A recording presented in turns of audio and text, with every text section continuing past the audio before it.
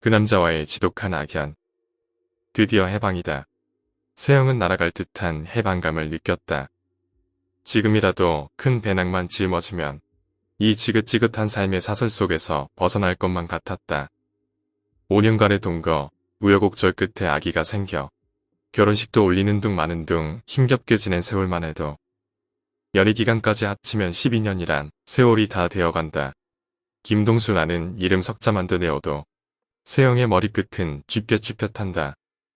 이제 갓 고등학교를 졸업하고 20살에 아무것도 모르는 어린 나이에 같은 직장의 거래처 손님으로 만난 그를 무작정 짝사랑했다. 딱히 잘생긴 얼굴도 아닌데. 아니, 오히려 남들보다 떨어지는 외모였다. 세영보다 무려 14살이나 많은 노총각 동수는 이제 막 피어오르는 꽃봉오리 같은 청순한 세영을 그녀가 없었다. 집안의 반대에 무릅쓰고 시작한 결혼생활인지라 생각했던 것처럼 신혼의 단꿈이라는 것은 상상도 할 수 없었다. 무엇보다도 세영이 못 견뎌 했던 것은 연애 때 전혀 알 수 없었던 동수의 술버릇이었다. 술만 먹었다 하면 트집을 잡아 세영을 구타했다. 세영의 꽃봉오리 같았던 얼굴은 나날이 시들어갔고 몸은 상처투성이었다. 아들 수민을 낳으면서 그 버릇은 더 심해졌다. 심지어는 술 먹고 수민을 패기까지 했다. 채에 돌도 되지 않은 수민은 울음마저 울지 않았다. 일시적인 쇼크 상태였다. 나아지려니 하고 헛되게 지내온 세월이 어느덧 12년이었다. 그녀를 놓아주지 않는 동수를 결국 어렵게 1년이라는 재판을 거쳐 힘겹게 벗어날 수 있었다. 마지막 재판정에서 울며불며 매달리는 동수를 그녀는 매몰차게 돌아섰다. 술과 노름으로 가진 재산을 모두 탕진해버리고 빚마저 짊어진 그에게 받아낼 수 있는 재산은 오로지 아들 수민뿐이었다. 법원에서 나선 세영은 아들 수민의 손을 잡으며 따가운 햇살마저 정겹게 느껴졌다. 세영은 갑자기 피식 웃음이 나왔다. 2년 전 한 노파의 말이 생각났기 때문이다. 어린 수민의 손을 잡고 시장을 갔다가 돌아오는 길에 육교 밑에 알 수 없는 말을 중얼거리는 노파가 갑자기 세영을 불렀다. 새댁 이리 좀 와서 내 말 좀 들어봐요. 세영은 거지 노파려니 생각하고 가진 돈 1,000원을 던져주고 바삐 지나치려 했다. 새댁 남편이 많이 힘들게 하지.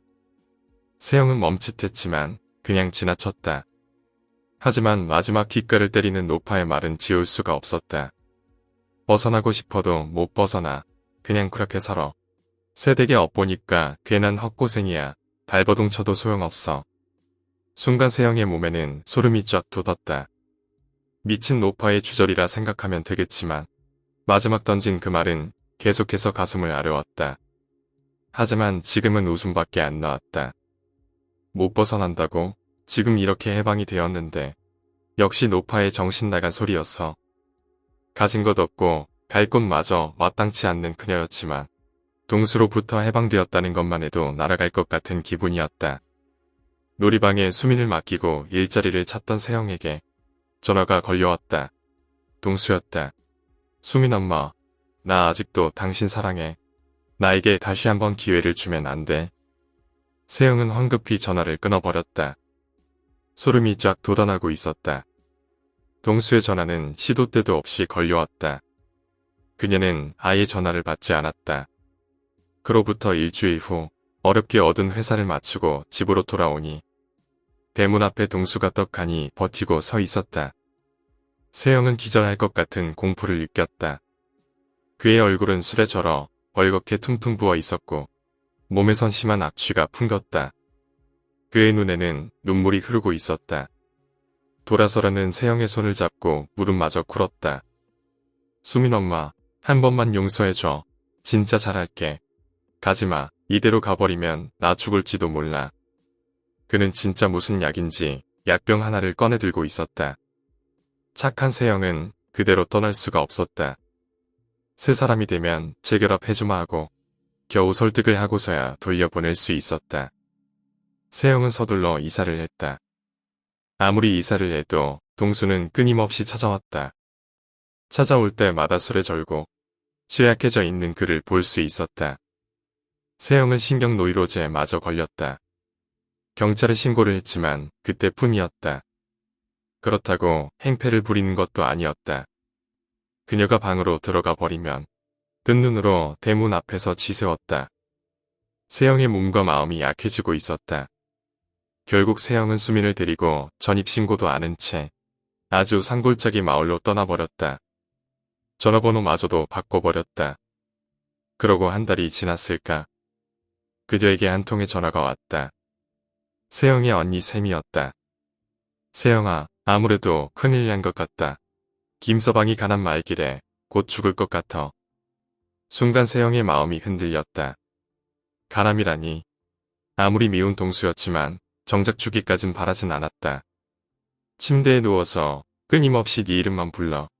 세영아, 한번 찾아가 봐야 하지 않겠니? 세영아, 내 말 듣고 있어. 이왕 죽을 사람이야. 너 정말 죄받아. 생각 있으면 찾아가 봐. 전화를 끊은 세영은 몹시 고심했다. 망설이다가 결국 세영은 수미를 맡기고 동수의 병실로 찾아갔다. 동수는 정말 침대꼬리에 이름표만 없으면 알아볼 수 없을 정도로 많이 변해 있었다. 시커멓게 타들어간 얼굴과 뼈만 앙상한 손과 발.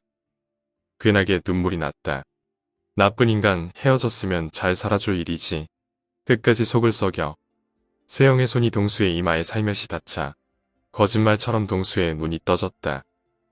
세영과 눈이 마주친 동수는 희미하게 미소를 보였다. 세영아, 와줘서 고마워. 나 얼마 안 남았어. 그건 너도 잘 알잖아. 제발 부탁이야. 죽을 때까지만 내 부인으로 남아줘. 푹 꺼져가는 동수의 눈에선 마른 눈물이 흘렀다. 앙상한 손은 바들바들 떨고 있었다. 길어야 보름입니다. 임종 준비를 하십시오. 닥터박의 말이 귓가에 맴돌았다. 세영은 다시 그와 재결합을 하고 그의 나날이 약해져가는 몸뚱이를 정성껏 간호했다. 그녀의 간호 탓인가? 보름하고도 열흘을 더 버티던 그가 눈을 감고 있었다. 그러나 희미하게 숨은 쉬고 있었다. 그러고 일주일이 지나도 숨은 끊어지지 않았다. 그녀는 갑갑했다. 차라리 살아서 말이라도 하면 좋으련만. 그의 생명의 꼬리는 악착같이 이어져 가고 있었다. 의사 선생님, 어떻게 된 일이지요? 그이가 살았으면 왜 이런가요? 동수를 치유하던 닥터박의 얼굴이 묘하게 일그러져 있었다. 정말이지, 이런 경우는 처음입니다. 저도 의사생활 30년에 이런 해괴한 경우는 처음입니다. 말기암에서 식물인간이라 사실 간 기능은 기적적으로 회복 상태를 보입니다만 아무쪼록 빠른 쾌유를 바라겠습니다. 다른 기능은 거의 회복이 되었습니다. 순간 세영의 눈앞이 캄캄해졌다. 그 후로 10년이 지났다. 하지만 남들보다 폭삭 늙어버린 세영은 아직도 여전히 동수를 간호하고 있다. 그 노파가 했던 말이 진짜였던 것이었다. 오늘 이야기는 여기까지입니다. 오늘 이야기가 재미있으셨다면 구독과 좋아요, 댓글 부탁드립니다. 댓글은 저에게 큰 힘이 됩니다. 감사합니다.